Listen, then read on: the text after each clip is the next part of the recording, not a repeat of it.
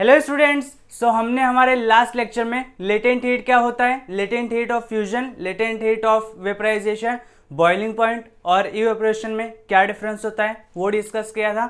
और इस लेक्चर में हम लोग इंटर कन्वर्जन ऑफ स्टेट्स पढ़ने वाले हैं। ये जो इंटर कन्वर्जन ऑफ स्टेट्स है ये हम लोग लेक्चर नंबर 2 में पढ़ चुके हैं। वो हमने कैसे पढ़ा था, वो हमने बाय चेंजिंग द टेम्परेचर पढ़ा था, बाय चेंजिंग द टेम्परेचर। तो अगर आपने वो वीडियो नहीं देखा है तो उसका जो लिंक है वो आपको डिस्क्रिप्शन में मिल जाएगा, पहले आप उसको जा करके देख लीजिए, ठीक है।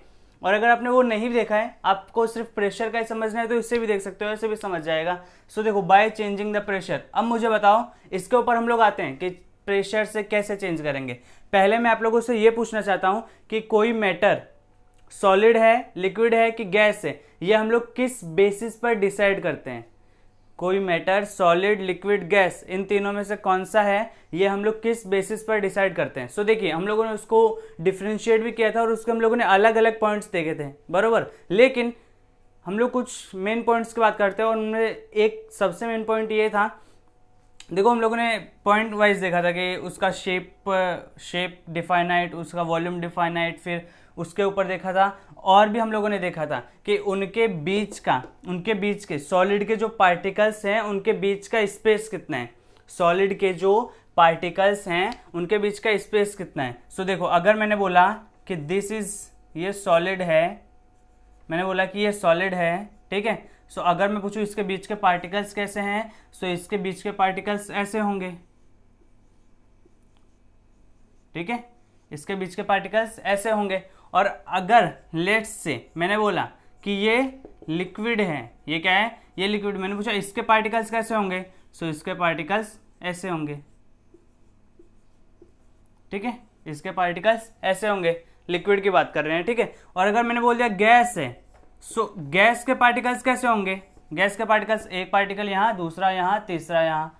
सो इसका मतलब हम लोग कोई मैटर सॉलिड है कि लिक्विड है कि गैस है वो डिसाइड कैसे कर रहे हैं, वो हम लोग उनके पार्टिकल के बीच का डिस्टेंस देखकर कर रहे हैं। डिस्टेंस जितना कम रहेगा, डिस्टेंस अगर बहुत ज़्यादा कम है, इनके पार्टिकल के, दो पार्टिकल के बीच का डिस्टेंस बहुत ज़्यादा कम है, तो वो कौन सा है, वो सॉलिड है। डिस्टेंस थोड़ा सा बढ़ गया तो वो लिक्विड हो गया, और डिस्टेंस बहुत ज़्यादा बढ़ गया तो वो क्या हो गया, वो गैस हो गया।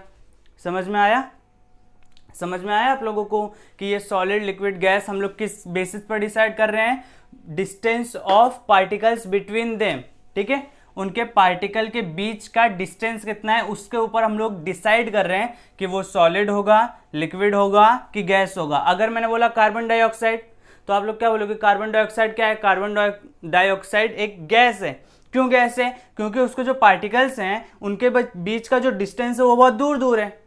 और अगर मैंने पूछा कि ये मार्कर है, ये मार्कर क्या है, सॉलिड, लिक्विड, गैस, तो आप लोग बोलोगे कि ये सॉलिड है। क्यों सॉलिड है, क्योंकि इसके बीच के जो पार्टिकल हैं उनके बीच का जो डिस्टेंस है वो बहुत ही कम है। वाटर ले लिया, वाटर क्या है, लिक्विड है। क्यों, क्योंकि उसके वाटर के बीच के जो मॉलिक्यूल्स हैं उनके बीच का जो डिस्टेंस है वो थोड़ा सा ज्यादा है, इस गैस से कम है लेकिन सॉलिड से ज्यादा है, मॉडरेट, बीच में, ठीक है, समझ गए। Solid, liquid, gas. अच्छा, अब मैं आप लोगों से एक और क्वेश्चन पूछना चाहता हूं, क्या मेरे को सॉलिड बनाने के लिए पार्टिकल्स का बीच का जो डिस्टेंस है उनको मेरे को कम नहीं करना है। सॉलिड बनाने के लिए पार्टिकल्स के बीच का जो डिस्टेंस है उसको कम ही तो करना है। तो अगर मैं कुछ ऐसा कर दूं कि ये गैस के जो पार्टिकल्स मेरे को यहां पर दिख रहे हैं उतने दूर दूर हैं, इन पार्टिकल्स को अगर मैं कैसे भी करके बहुत ज्यादा ऐसे पास ले आऊं, तो क्या वो गैस जो रहेगा वो सॉलिड नहीं बन जाएगा। बहुत ज्यादा ऐसे मैंने प्रेशर इधर से लगाया और ये जो गैस के जो पार्टिकल्स थे उनको मैं इतना पास लेकर आ गया, तो क्या ये सॉलिड नहीं बन जाएगा। और अगर मैं थोड़ा सा पास लाऊंगा, इतना सा पास लाऊंगा, तो क्या वो लिक्विड नहीं बन जाएगा। समझ में आ रहा है मतलब मैं क्या बोल रहा हूं। इसका मतलब मैं ये बोल रहा हूं कि अगर सॉलिड है, सॉलिड को मेरे को गैस बनाना है तो मेरे को क्या करना पड़ेगा, इसके बीच के जो पार्टिकल्स हैं उनको दूर दूर करना पड़ेगा, तो वो दूर दूर करने से गैस बन जाएंगे। अगर कोई गैस है उसको मेरे को सॉलिड बनाना है तो उसके जो पार्टिकल्स इतने दूर दूर हैं, उन सबको पास पास लाना पड़ेगा, ठीक है। मतलब कि हम लोग को इंटर कन्वर्जन ऑफ स्टेट्स करना है तो उसके सॉलिड, लिक्विड और गैस के बीच के जो पार्टिकल्स हैं जो पार्टिकल्स के बीच का डिस्टेंस है उन डिस्टेंस को कम ज्यादा करना होगा। समझ में आया? समझ में आया क्या भैया कि ये सॉलिड लिक्विड गैस से हम लोग कर क्या रहे हैं? बोलो समझ में आया? अभी हम लोग को यही करना है जो मैंने यहां पर बात की कि अगर सॉलिड को मैं कैसे भी करके इसके पार्टिकल्स को दूर दूर ले जाऊं तो ये क्या बन जाएगा? लिक्विड बन जाएगा, फिर गैस बन जाएगा। और अगर गैस के पार्टिकल्स को मैं प्रेशर लगा के या तो कैसे भी करके मैं इसको बहुत ज्यादा पास ले आऊं तो क्या वो सॉलिड नहीं बन जाएगा? बन जाएगा। समझे? सो यही मेथड हम लोग को इस लेक्चर में पढ़ना है, जो कि कौन सा है? जो कि है बाय चेंजिंग द प्रेशर। समझ में आया? By changing the pressure. अच्छा, आप लोगों ने एक और मैं बताना चाहता हूं, आप लोगों ने एक और गैस का प्रॉपर्टी देखा होगा। गैस का कौन सा प्रॉपर्टी? गैस का कंपैरिजन वाला प्रॉपर्टी, कंप्रेशन, ठीक है, कंप्रेशन। सो हम लोगों ने देखा था सॉलिड आर इनकम्प्रेसिबल, सॉलिड में कंप्रेशन पॉसिबल नहीं है। हम लोगों ने लिक्विड में भी देखा था, लिक्विड में हो भी सकता है, नहीं भी हो सकता है, ऐसा मॉडरेट है बीच में, ठीक है। और गैस में हम लोगों ने देखा था gases are compressible. So compressible मतलब क्या? दबाना। अरे भैया, अगर मेरे को इन दोनों को बीच को दबाना है तो इन दोनों के बीच में कुछ डिस्टेंस होगा, तभी तो ये इनको मैं कंप्रेस कर पाऊंगा, तभी तो इसको मैं दबा पाऊंगा। अगर इनके बीच में स्पेस ही नहीं होगा तो मैं कंप्रेशन कहां से कर पाऊंगा? सो सॉलिड में भी देखो, मेरे को दो पार्टिकल के बीच को कंप्रेस करना है, कंप्रेशन वहां पर करना है, तो वहां पर पॉसिबल ही नहीं है। क्यों? क्योंकि उनके बीच के जो सॉलिड के पार्टिकल्स है उनके बीच में डिस्टेंस ही नहीं है, और डिस्टेंस ही नहीं है तो मैं कंप्रेशन कर ही नहीं सकता ना, डिस्टेंस ही नहीं है तो मैं कंप्रेशन कर ही नहीं सकता। लेकिन लिक्विड में दो पार्टिकल के बीच में डिस्टेंस है, इसलिए कंप्रेशन पॉसिबल है, कंप्रेशन यहां पर हो सकता है। इसलिए gases are compressible and solid are incompressible. समझ में आया? कैसे करेंगे? समझ में आया ना? सेम यही, कंप्रेशन हो सकता है, नहीं हो सकता है, गैस में तो हो सकता है। सो यही मेथड हम लोग को अप्लाई करना है बाय चेंजिंग द प्रेशर में, ठीक है, बाय चेंजिंग द प्रेशर में। सो स्टूडेंट्स देखिए, यहां पर मैंने अपने ड्राइंग से आप लोगों को effect of change of pressure कैसे होता है वो समझने का कोशिश किया है। बहुत अच्छा, आप लोग को समझ जाएगा, इतना आसान है। अगर मैं कुछ बोलूं भी नहीं ना, ये इस चित्र को देखकर ही आप लोग समझ जाओगे, गारंटेड, ठीक है। मुझे बिलीव आप लोग समझ जाओगे। ऐसा इसलिए है क्योंकि अभी कुछ देर पहले मैंने आप लोग को बता दिया कि अगर गैस को हम लोग कंप्रेस कर सकते हैं, यानी कि हम लोग उसको दबा सकते हैं। सो गैस के जो पार्टिकल्स हैं, कंप्रेशन से, प्रेशर लगाने से गैस के जो पार्टिकल्स हैं वो पास पास आ जाएंगे। अब पास पास आ जाएंगे तो उनके बीच का डिस्टेंस कम हो जाएगा, उनके बीच का डिस्टेंस कम हो जाएगा तो गैस को हम लोग लिक्विड और सॉलिड में कन्वर्ट कर सकते हैं। समझ में आया? ठीक है। सो देखो यहाँ पर मैंने वही किया है। पहले ये छोटा सा एक डेफिनेशन लिखा है, उसको पढ़ लेते हैं। It has been observe that on applying pressure, यानी कि प्रेशर अप्लाई करने से हम लोग को क्या करना है? प्रेशर अप्लाई करना है। प्रेशर अप्लाई करने का क्या मतलब है? फोर्स लगाना है। प्रेशर का मतलब क्या होता है? फोर्स लगाना है। अब फोर्स देखो, प्रेशर मतलब होता है force per unit area, force per unit area. वो प्रेशर का एक फॉर्मूला भी होता है, pressure is equal to force upon area, ये प्रेशर का फॉर्मूला होता है। इसका मतलब क्या कि प्रेशर क्या है? प्रेशर भी एक टाइप का फोर्स ही है, बस वो किस पर लग रहा है? वो एक फिक्स एरिया पर लग रहा है, ठीक है। सो प्रेशर लगाना यानी कि फोर्स लगाना है। सो देखो, it has been observe that on applying pressure, यानी कि प्रेशर अप्लाई करना है, एंड रिड्यूसिंग टेम्परेचर, ये बहुत इंपॉर्टेंट है, रिड्यूसिंग टेम्परेचर। क्योंकि अगर टेम्परेचर इंक्रीज होगा तो काइनेटिक एनर्जी इंक्रीज होगा, और काइनेटिक एनर्जी इंक्रीज होने से हम लोग कभी भी गैस को लिक्विड में कन्वर्ट नहीं कर पाएंगे या तो सॉलिड में कन्वर्ट नहीं कर पाएंगे, ठीक है।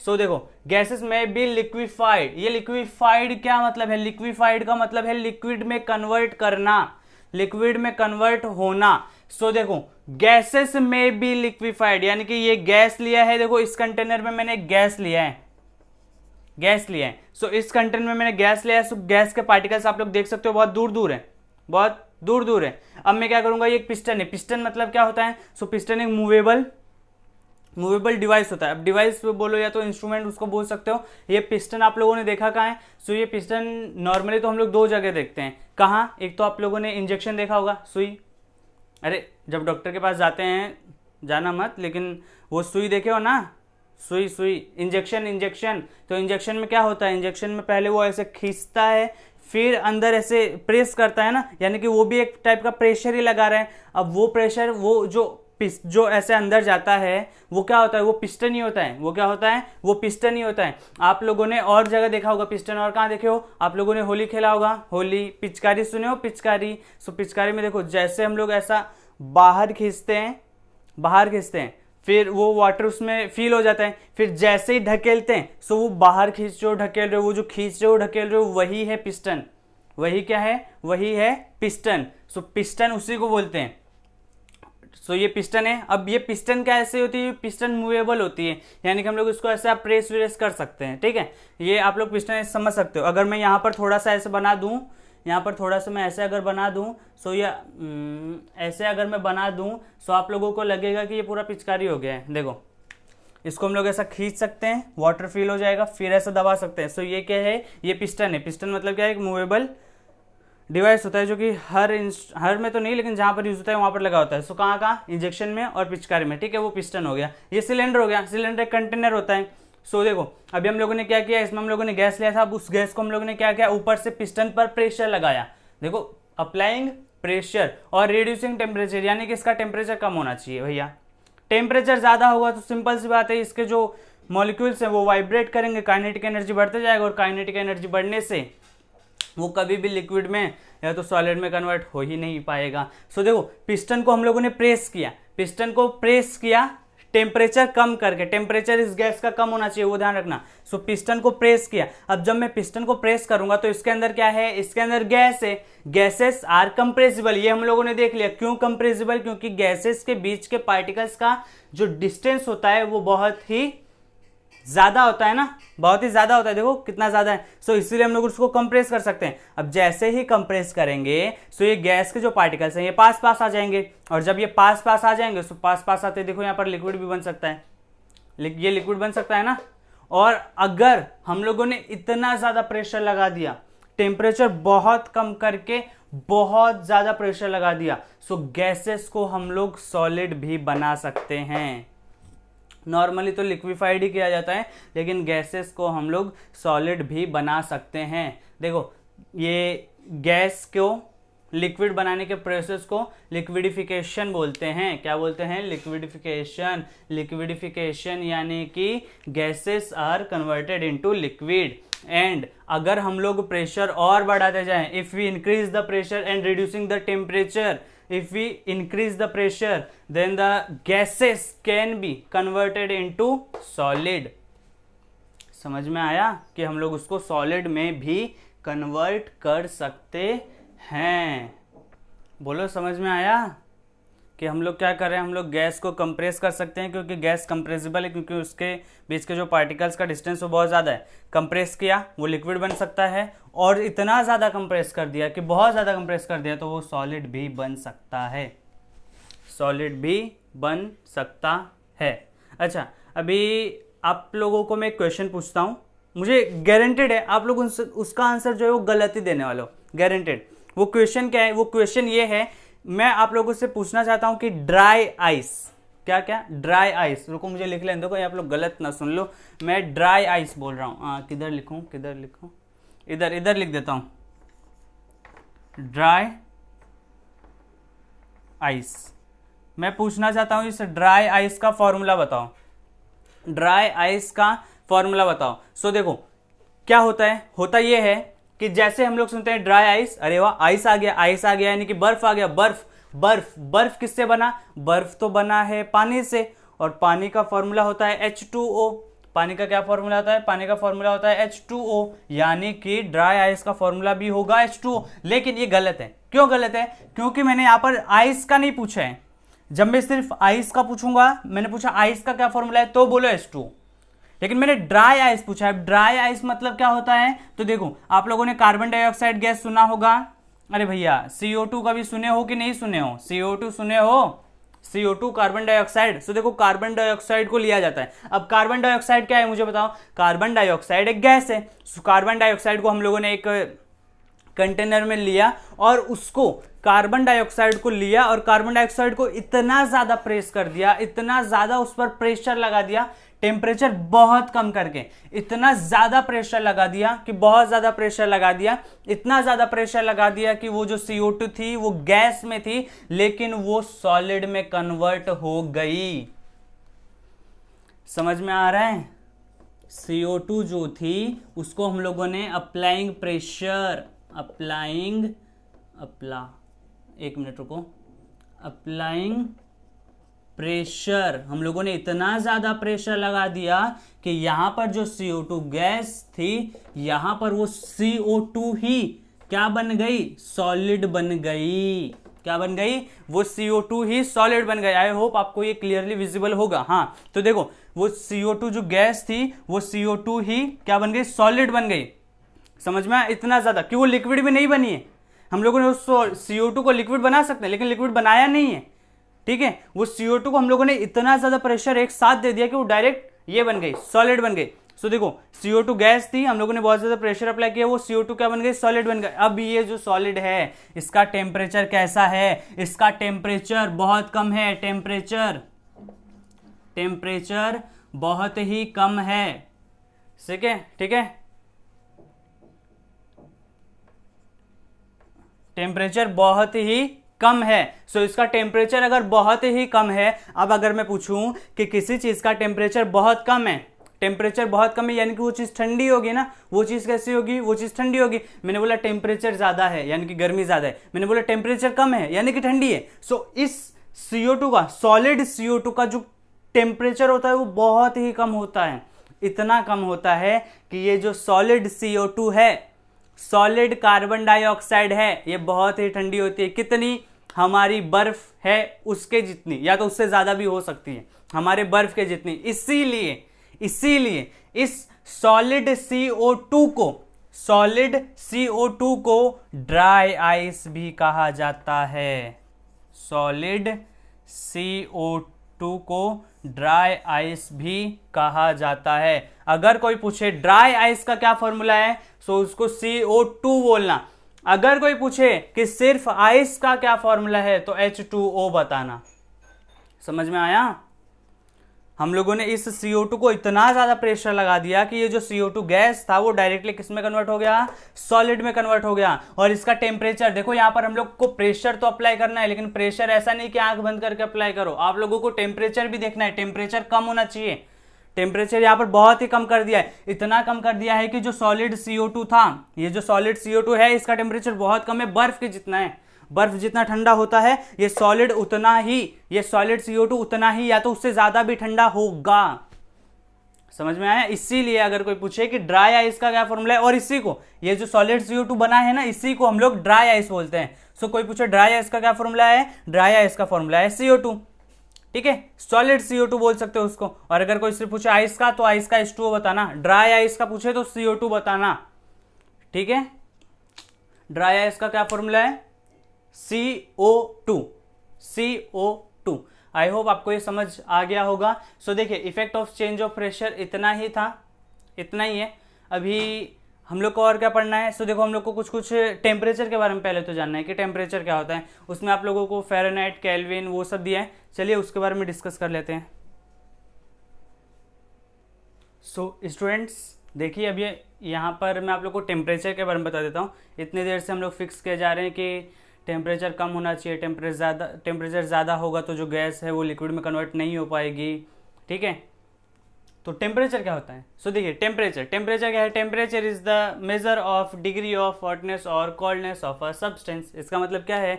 कोई चीज़ कितना गर्म है, कोई चीज़ कितना ठंडा है, अगर हम लोग उसको मेज़र करना है तो उसको मेज़र करने का जो क्वांटिटी है वो क्या है? वो है टेम्परेचर। ठीक है, वो है टेम्परेचर।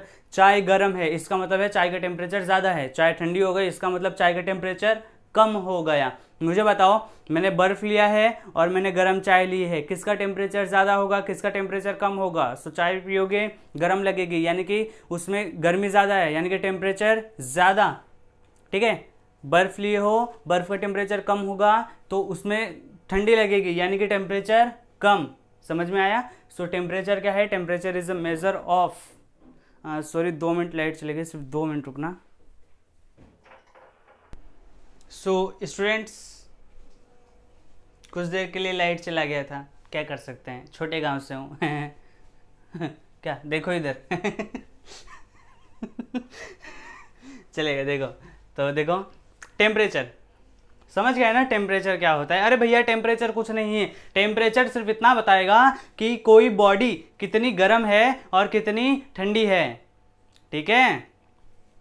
तो देखो temperature is a measure of degree of hotness और कोल्डनेस ऑफ अ सब्सटेंस। एक सब्सटेंस कितना गर्म है कितना ठंडा है वही मेजर करने के लिए हम लोग को टेम्परेचर की रिक्वायरमेंट होती है। जैसे अगर मैं बोलूँ डिस्टेंस, डिस्टेंस कितनी बड़ी है कितनी छोटी है उसको मेजर करने के लिए हमको किलोमीटर मीटर की जरूरत होती है। सेम वैसे ही कोई चीज़ कितनी गर्म है कितनी ठंडी है उसको मेजर करने के लिए टेम्परेचर की रिक्वायरमेंट होती है। अब टेम्परेचर तो हम लोगों ने समझ लिया। अब देखो scales of measuring the temperature, यानी कि टेम्परेचर को मेजर करने के स्केल, कितने स्केल हैं, 3 स्केल है। कौन कौन से, एक तो ये है सेल्सियस स्केल, सेल्सियस स्केल को हम लोग डिग्री सेल्सियस ऐसे बताते हैं, डिग्री सेल्सियस ऐसे, डिग्री सेंटीग्रेड भी इसको बोल सकते हैं। सो देखिए ऐसे डिग्री लगाने का और सी लिख देने का, ठीक है, सी मतलब सेल्सियस। अच्छा दूसरा है फ़ारेनहाइट स्केल। फ़ारेनहाइट अभी आप लोगों ने देखो, आप लोगों ने ये फ़ारेनहाइट और केल्विन तो सुना ही नहीं होगा, सुना भी होगा तो ज़्यादा कुछ नहीं पता होगा। तो फ़ारेनहाइट स्केल जिसको कैसे बताते हैं, जिसको बताते हैं डिग्री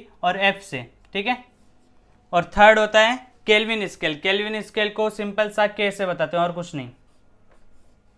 अच्छा अब मुझे समझ नहीं आ रहा कि टेम्परेचर तो एक ही है तो उसको मेजर करने के लिए 3 स्केल क्यों बनाई गई है। सो देखो इसका आंसर कुछ ऐसा है कि डिस्टेंस तो एक ही होता है लेकिन उसको मेजर करने के लिए हम लोगों को किलोमीटर चाहिए, मीटर चाहिए, ठीक है, ठीक है। कोई छोटा सा रहता है तो उसमें हम लोग सेंटीमीटर भी ले लेते हैं। सो सेम वही फंड है कि हम लोग को डिस्टेंस चाहिए था तो किलोमीटर मीटर ऐसे 2 यूनिट हो गए ना, बहुत सारे हैं, ठीक है। सेम वैसे ही टेम्परेचर चाहिए था तो उसके 3 यूनिट, सेल्सियस, फ़ारेनहाइट, केल्विन। अब इनमें से हम लोगों को पता है, मैं पूछूं कि डिस्टेंस का ऐसा यूनिट क्या होता है तो मीटर होता है, टाइम का ऐसा यूनिट क्या होता है तो सेकंड होता है। ऐसा यूनिट मतलब क्या, इंटरनेशनल सिस्टम में एक्सेप्टेड किया गया, यानी कि पूरे यूनिवर्स में तो नहीं लेकिन ये पूरा जो वर्ल्ड है उस पूरे वर्ल्ड में क्या होगा, उस पूरे वर्ल्ड में मीटर को ही ऐसा यूनिट लिया जाएगा डिस्टेंस का।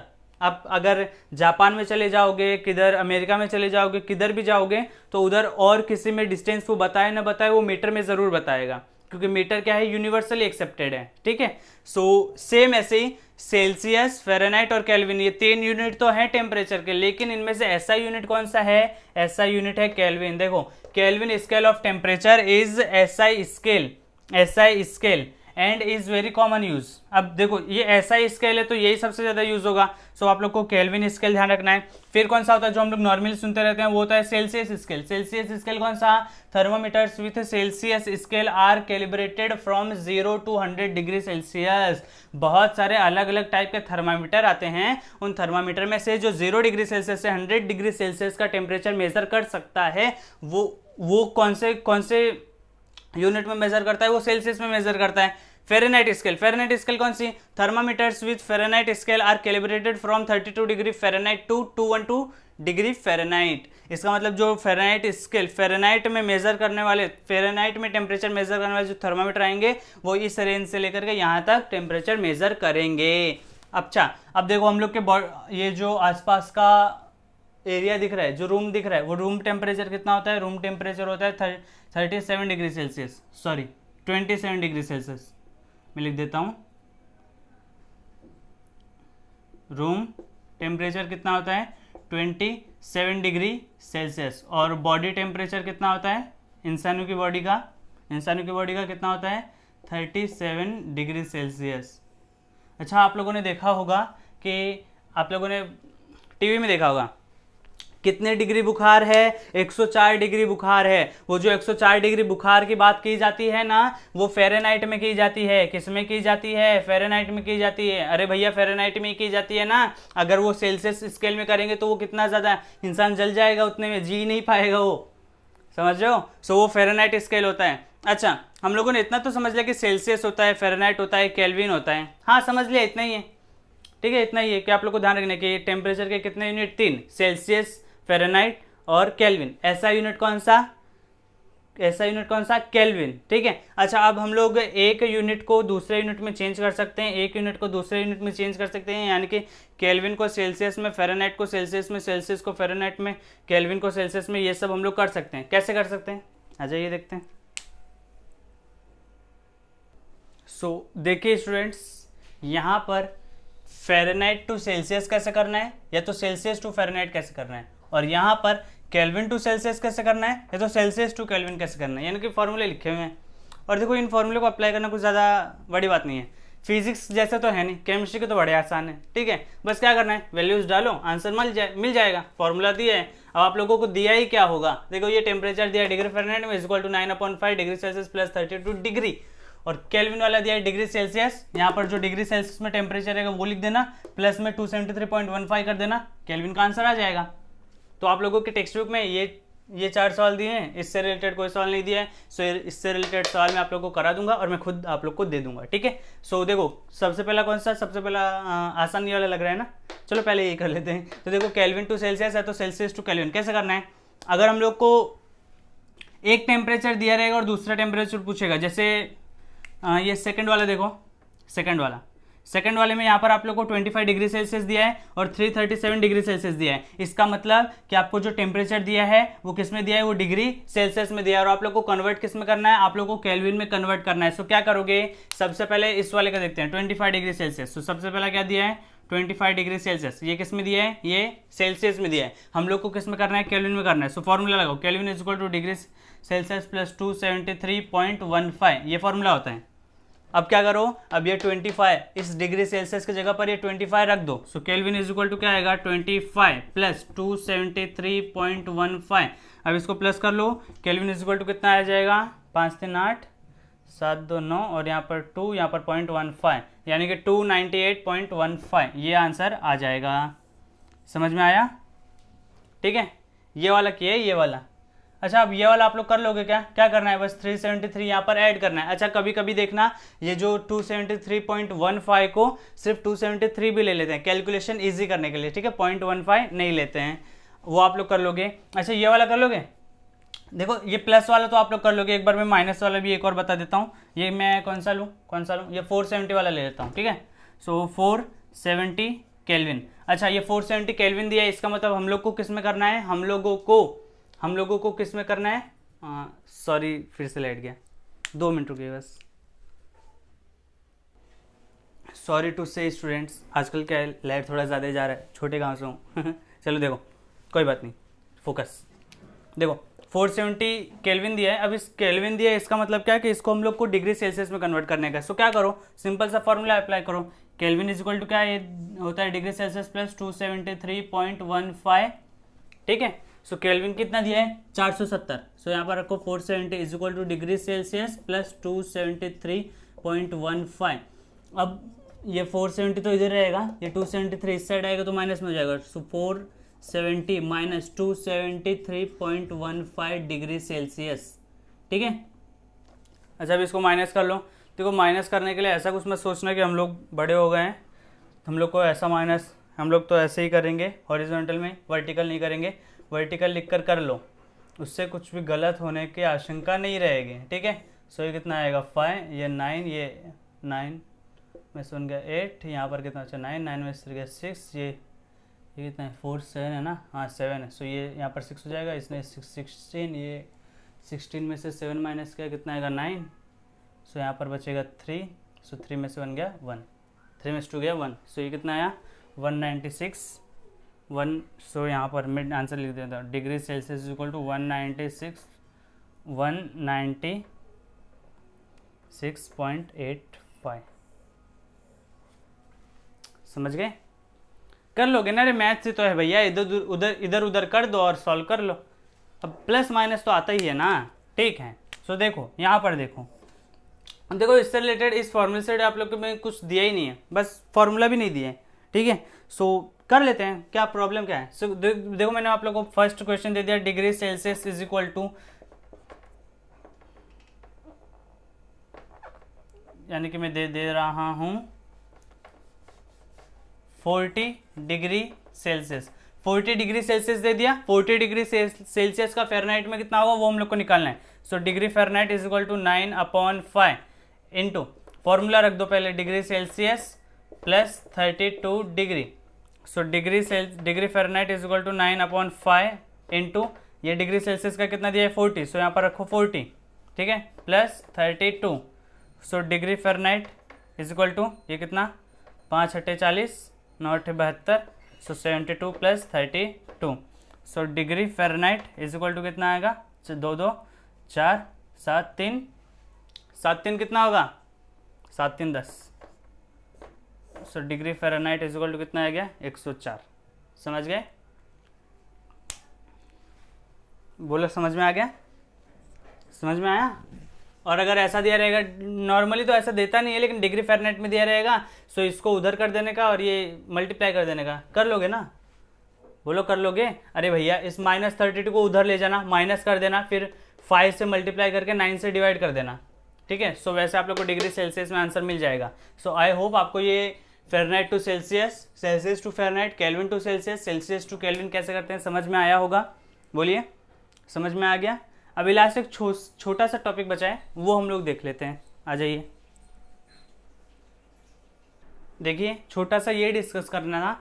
इसमें आपको यहाँ पर क्वांटिटी दिया है, यूनिट दिया है और सिंबल दिया है। अब देखो ये क्वांटिटी अपने आप में ये एक बहुत अच्छा टॉपिक है, ठीक है, इंटरेस्टिंग टॉपिक है, समझने वाला टॉपिक है। सो इसके ऊपर मैं सिर्फ ऐसे ओरली बता दूंगा तो कुछ नहीं होने वाला है, इसलिए इसके ऊपर वीडियो, यानी कि वॉल्यूम क्या होता है, डेंसिटी क्या होता है, प्रेशर क्या होता है, ठीक है, इसके ऊपर वीडियो अलग से जो नेक्स्ट लेक्चर होगा वो हम लोग इसी के ऊपर बेसिक ले लेंगे, ठीक है, ये सब होता क्या है। और बात करें मास और वेट की, सो इन दोनों में क्या डिफरेंस होता है वो हम लोग ग्रेविटेशन चैप्टर में डिस्कस कर चुके हैं, ठीक है। आप वो जो चैप्टर है वो आप लोग प्लेलिस्ट में जाकर के देख सकते हैं। और अगर आप लोग वहाँ पर यूट्यूब पर टाइप करेंगे ग्रेविटेशन बाय सोनू कुमार, तो आप लोग को वो वीडियो मिल जाएगा। कौन सा, gravitation by Sonu Kumar, gravitation लिखना, बाय फिर सोनू कुमार लिखना, ठीक है, KUMHAR, ठीक है। ये वीडियो यूट्यूब पर जाकर के लिखोगे आप लोग को वो वीडियो मिल जाएगा, ठीक है, उसको जाकर के देख लेना। आप लोग को मास और वेट में एक्चुअल का डिफरेंस होता है पता चल जाएगा।